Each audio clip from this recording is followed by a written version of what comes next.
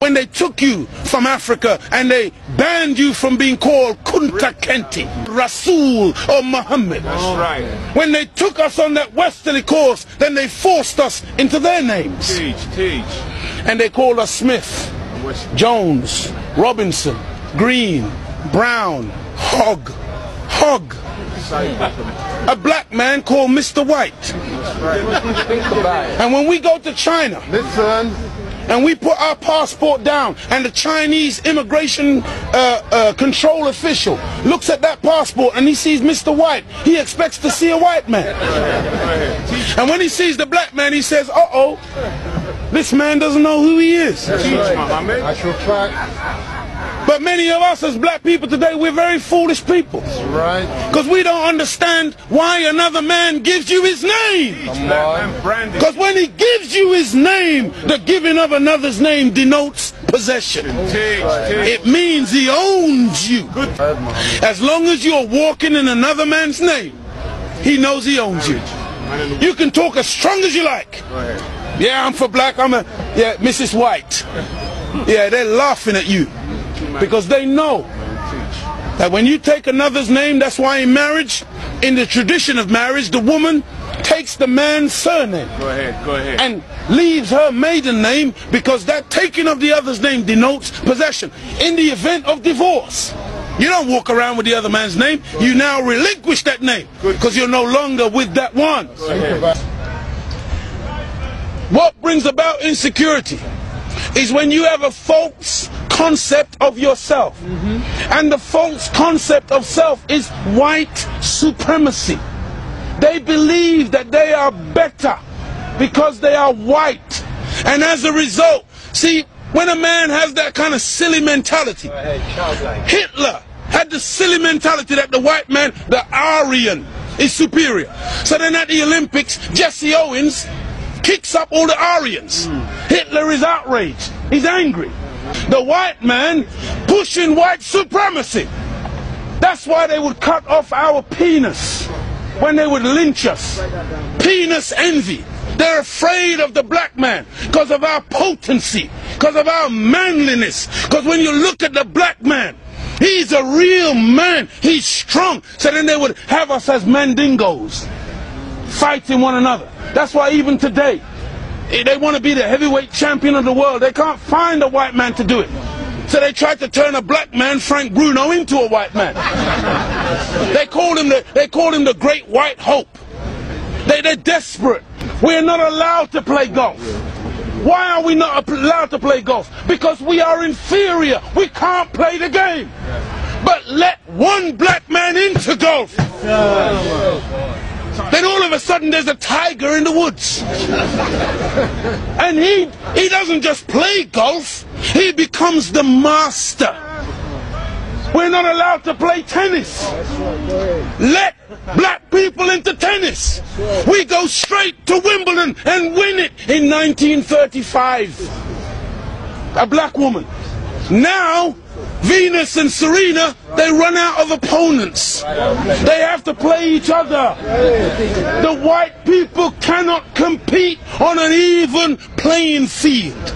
They let us into athletics. You can't run like us. You let us into any field of endeavor, we dominate it. So they feel, and they become very afraid of anything that goes contrary. And so every time a black man stands up for black people, Martin Luther King, shot down. Malcolm X, shot down. Patrice Lumumba, shot down. Steve Biko, shot down. Everyone. Nelson Mandela, they locked him up for 27 years. We can count back 400 years of the most brutal treatment. Look, they took my name, my language, my culture. They killed my mother, my father, denied me religion, disallowed me to read or write for over 300 years.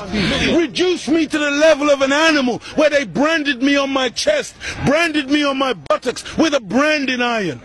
And they called me 3/5 of a human being in the American Constitution. Is that the act of a human being or the act of a devil? It's for you. You answer it. we're just calling white people names. No! We're just going on the basis of what we have experienced. Black people were taught to hate ourselves. That's right. Even to this day, many of my people suffer from self-hatred. Teach, Muhammad. And you will see us trying to change our skin color. Teach, Muhammad. When I was born in the 50s, in Jamaica, they would take, you know, like my nose, the mothers would sometimes take the nose and try to squash it, to hate self, that they felt that the baby was ugly if it had thick lips and broad nose and black skin. And so this is in order to counterbalance that degree of self-hatred, there had to be a teaching given by Elijah to black people that would allow us to fall in love once again with ourselves. See, because look, I know you're a wise man, and so you must understand that I'm a baby in wisdom, but I'm not a fool. And he's saying here today that the Caucasian is in fact the oldest group on the planet. I beg to differ. Look, one of the most famous anthropologists is Professor Leakey. And when Professor Leakey went in search of the origin of human beings and human species, he didn't stop very long in Europe. He went to Africa. And the oldest bones and the oldest human beings to this day that you call Zinjanthropus, using the Latin meaning Zin and Xanthropus, meaning a black man, that oldest man, they say, is millions of years old. You went back and found one even older than that. You called her Lucy, a black woman. Go ahead. And every sensible historian, anthropologist today agrees that the black man is the father of human beings. Even your geneticist, Mr. Mendel. Go ahead, go ahead. You have Mendel's law. Go ahead. Mendel says that light eyes are recessive. Light skin is recessive. You can take the recessive, the dark skin is dominant, the dark eyes are dominant. You can take the recessive from the dominant, but you can't get the dominant from the recessive. This is Mendel's law. And so all of your scientists have proved that you can't look. Black is not even a color. That's right. Black is the mother and father of all colors. And if you want a baby, even if the woman is a white woman, the baby has to come out of the triple darkness of her womb. And this is the origin of all life. Within the black, you have the whole color spectrum. But in white, two white people laying down together, they can only produce white. But two black people in darkest Africa can lay down together and produce albino with blonde hair and blue eyes. That's right. Teach, Muhammad. This happens all the time. And so we need to really get these facts correct today and understand that as gray as your hair is, you are listening to your father today. Teach, Muhammad. This is daddy talking. Teach. And we mustn't turn. No, this is true. I'm not mocking. The white man, he came into what he called a new world. Teach, Muhammad. And so all of a sudden you started to name things. Teach, Muhammad. So that's why you called it America. Teach. Based on, what was his name? Amerigo Vespucci, a Caucasian. Africa. That's why you called it Africa. Based on the European explorer called Africanus. You went into America, you called it New York. That's right. Because it was new to you. New England. You called it New England. That's right. You called it New Zealand. You called it Newfoundland. Because it was new to you. But to us, we were already there. That's why we're called Aboriginals. From Ab, meaning abstracted from the Father. Muhammad. From God himself. Original, meaning the first. But you won't find Caucasian people calling themselves Aboriginal anywhere on the planet. Teach, Muhammad. Because you're the new man, Paul Newman. From one blood came all human beings, but we produced you from us. Look at this.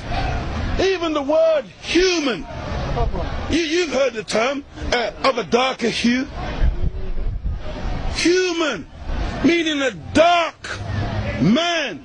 Human, a man of color. That's why the topsoil of the earth is called humus. It is the dark organic material that gives life to the earth.